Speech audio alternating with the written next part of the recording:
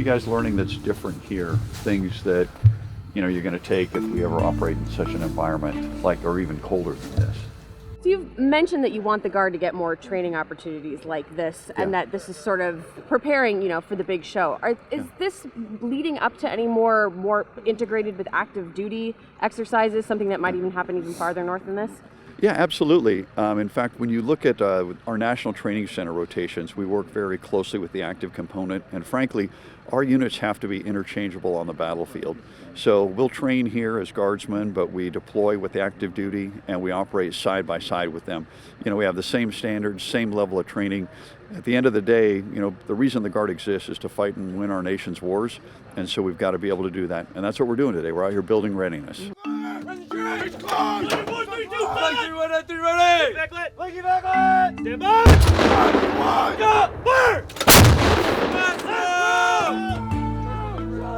Do you think some of those more integrated exercises, is that a 2023 thing, 2024?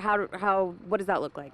So we've actually been doing this for decades, working very closely with the active component at the National Training Center, Combat Training Center in Louisiana as well. But when you look at our deployments over the last 2 decades, and even now, our folks are down there side by side in combat zones, working with their active duty counterparts. Because at the end of the day, they all say U.S. Army, and when we're mobilized, we all do the same thing, and we work together. So yeah, there's a lot of good training here. We integrate with the air, so it really helps our fires. We get multiple. And the understanding is that these exercises build toward what may be a confrontation with Russia, China, as the Arctic becomes a little more navigable. Is there any sort of rejiggering or rethinking of that strategy now, having seen the Russian military's performance in Ukraine, that maybe China is there a place to shift more toward what a Chinese confrontation would look like versus a Russian confrontation? And do you back off Russia at all because of what we've seen? So I would say, Megan, we're trained for whatever environment we may be in, and we can never predict the future. But at the end of the day, we've got to be able to defend our country. And whatever environment that is, we got to be prepared for that. We always say we train how we fight, and we find out if we train in the most difficult environments there are, anything short of that we're going to be fine in.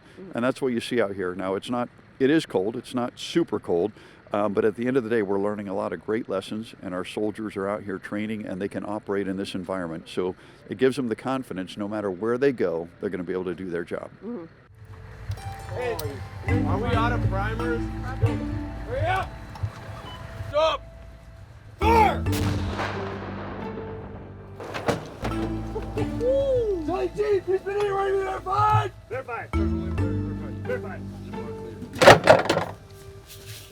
Well, clear! And National Guard troops have been over in Ukraine, now spending more time over in Germany training Ukrainian troops, but there are also Latvian troops that are here in Michigan training with these guys. What does that look like? So this is really highlights our state partnership program. So Michigan and Latvia are state partners for almost 30 years now.